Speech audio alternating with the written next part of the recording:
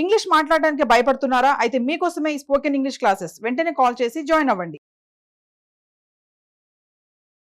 హే everyone, English నేర్చుకోవడానికి ఎన్ని రోజులు పడుతుంది? My god, that's a $1,000,000 question and I'm gonna answer that today. Before I answer the question, let me tell you this. English నేర్చుకోవడానికి ఒక 45 days 30 days 2 months సరిపోదు. Seriously we can't learn English in 2 months or 3 months. ఓకేనా? ఇది fix అయిపోండి. Telugu medium background నుండి వచ్చి English కొంచెం నేర్చుకున్న ఒక అమ్మాయిగా చెప్తున్నా, ఇంగ్లీష్ అన్నది కొన్ని నెలల్లో నేర్చుకోగలిగే లాంగ్వేజ్ అస్సలు కాదు. ఇది ఫిక్స్ అయిపోండి. ఓకే, ఇంకా స్ట్రైట్ ఆన్సర్ చెప్పాలంటే, depending on various factors English నేర్చుకోవడానికి కొన్ని నెలల నుండి కొన్ని సంవత్సరాలు పడుతుంది. Depending on various factors. ఏంటి ఆ ఫ్యాక్టర్స్ అంటే, ఫస్ట్ థింగ్ ఇస్ నీడ్, అవసరం. యా, మనతో అవసరం ఏమైనా చేపిస్తుంది. సో ఇప్పుడు నాకు ఒక జాబ్ ఆఫర్ ఉంది, ఒక 3 months టైం ఇచ్చి ఇంగ్లీష్ నేర్చుకుంటేనే నీకు ఆ జాబ్ అంటే, నేను ఖచ్చితంగా నేర్చుకుంటాను. 3 months టైం ఇచ్చి ఖచ్చితంగా నేర్చుకుంటాను. The first thing is need. అట్లాంటి అవసరం ఉంటే మనం నేర్చుకోవచ్చు చాలా త్వరగా. And the second thing is source. ఇప్పుడు నాకు అవసరం ఉంది, ఒక మంచి సోర్స్ కూడా ఉండాలి కదా నాకు నేర్చుకోవడానికి. అలాంటి ఒక మంచి సోర్స్ ఉన్నా కూడా మనం నేర్చుకోవచ్చు. ఎంతసేపు టెన్సెస్ ఇదే పట్టుకొని కూర్చున్నామంటే ఇంక అవ్వదు.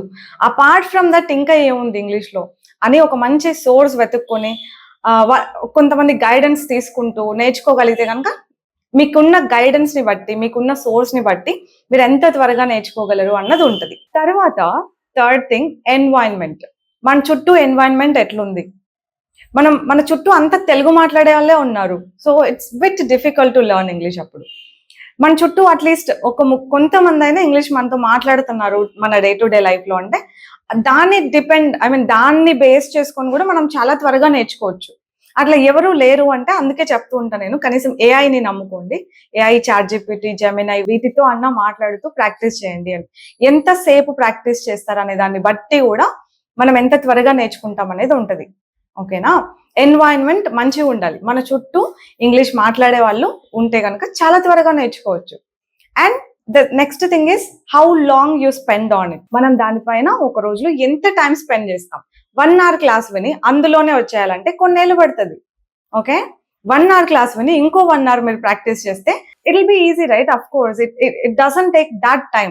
ఒక 1 hour క్లాస్ విని ఇంకొక 2 hours మీరు ప్రాక్టీస్ చేస్తే ఇంకొంచెం తక్కువ టైమే పడుతుంది కదా.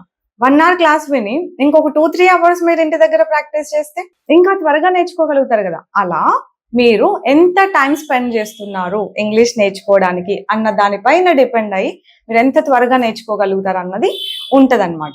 ఇంకా మనం ఎంత ప్యాషన్తో ఉన్నాం, ఎంత ఇంట్రెస్ట్తో ఉన్నాం అనే దాన్ని బట్టి కూడా ఇంగ్లీష్ నేర్చుకోగలుగుతాం. నా కేసు తీసుకుంటే, నాకు ఇంగ్లీష్ అంటే పిచ్చి చిన్నప్పటి నుండి. సో నేను ఒక మంచి సోర్స్ వెతుక్కున్నా, నేను ఒక కోర్సులో జాయిన్ అయ్యాను, నేను అక్కడ కొంచెం నేర్చుకున్నా.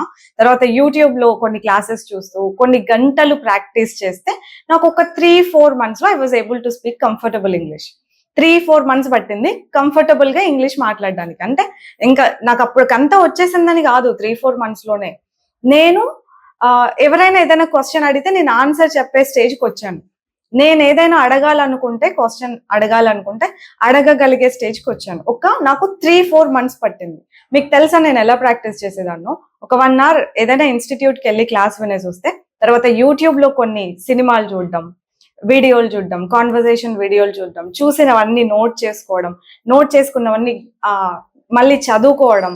తర్వాత మాకు అప్పట్లో స్పీక్లర్స్ అని ఒక యాప్ ఉండేది. సో అన్నోన్ పీపుల్తో కనెక్ట్ అయ్యి మాట్లాడతాం అనమాట. వాళ్ళు ఎవరో కూడా మనకు తెలిసి ఉండదు. మనకి ఇప్పుడు ఎట్లయితే సివి, ఈ ఏస్ ఫ్లూయెన్సీ ఇవన్నీ ఉన్నాయో, జస్ట్ లైక్ దట్ స్పీక్లర్సే తర్వాత సివిగా చేంజ్ చేశారులేండి. ఇలాంటివన్నీ ఇట్లా అంటే తెలిసిన వాళ్ళతో మాట్లాడితే నవ్వేటోళ్ళు అప్పట్లో. మరి సో ఎవరితో మాట్లాడాలి తెలియక అట్లా I use to speak to that unknown పీపుల్తో మాట్లాడుతూ గంటలు అట్లా ప్రాక్టీస్ చేస్తూ. ఎందుకు చేసాము? ప్యాషన్, అవసరం, ఇంట్రెస్ట్ ఇవన్నీ కలగలిపి ఉండేవిలేండి అప్పట్లో. సో అలా చేస్తే, అన్ని గంటలు టైం స్పెండ్ చేస్తే, అంత ప్యాషన్తో చేస్తే, అంత టైం స్పెండ్ చేస్తే నాకు ఒక 3-4 months పట్టింది కొంచెం కంఫర్టబుల్గా ఇంగ్లీష్ మాట్లాడడానికి. అక్కడితో ఆపకుండా నెక్స్ట్ థింగ్ ఇస్ కన్సిస్టెన్సీ. అక్కడితో నేను ఆగిపోలేదు, ఆగిపోకూడదు కూడా. ఇన్ఫాక్ట్ ఎవరు కొంచెం కంఫర్టబుల్ గా ఏవో 2 ముక్కలు మాట్లాడడం వచ్చిన తర్వాత అమ్మయ్య నాకు వచ్చేసింది కదా అని రిలాక్స్ అయితే ఇంకా మనం ముందుకు వెళ్ళలేం. మనం ఇంగ్లీష్ లో ఏదైనా మాట్లాడగలగాలి అని అంటే you should never stop learning things. English రోజు రోజుకి అప్డేట్ అవుతూనే ఉంది. అన్ని ఎవరు మాట్లాడినా మనకు అర్థం కావాలి అని అంటే ఖచ్చితంగా ఎప్పటికప్పుడు నేర్చుకుంటూ ఉండాల్సిందే. వొకాబులరీ ఇంప్రూవ్ చేసుకుంటూ ఉండాల్సిందే. Phrases, vocabulary, idioms, sentence patterns ఇవన్నీ నేను అప్పటి నుంచి ఇప్పటి వరకు కూడా ప్రాక్టీస్ చేస్తూనే ఉన్నాను. 2016 నుంచి ఇప్పటికీ ఒక్క రోజు కూడా గ్యాప్ లేకుండా ప్రాక్టీస్ చేస్తూనే ఉంటాం, నేర్చుకుంటూనే ఉంటాం, సినిమాలు చూస్తూనే ఉంటాం. ఇలా గనక కన్సిస్టెన్సీ మెయింటైన్ చేస్తూ ఉంటే you will be good enough. There is no end. అది గుర్తుపెట్టుకోండి. అఫ్ కోర్స్ మీకు అందరికి తెలిసే ఉంటుంది. అసలు ఎండ్ అనేది ఉండకూడదు. కన్సిస్టెన్సీతో ముందుకు వెళ్తూనే ఉండాలి. కానీ బేసిక్ ఇంగ్లీష్ మాత్రం ఒక 3-4 months లో మనం నేర్చుకోవచ్చు బాగా కష్టపడితే.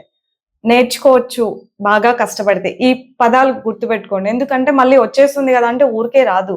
బాగా కష్టపడాలి, ఎక్కువ టైం స్పెండ్ చేయాలి, క్లాసులు వినాలి, నోట్స్లు రాసుకోవాలి, వీడియోలు చూడాలి, ప్రాక్టీస్ చేయాలి, స్పీకింగ్ ప్రాక్టీస్ చేయాలి. ఇలాంటివన్నీ చేస్తే ఒక 3-4 months లో వస్తుంది.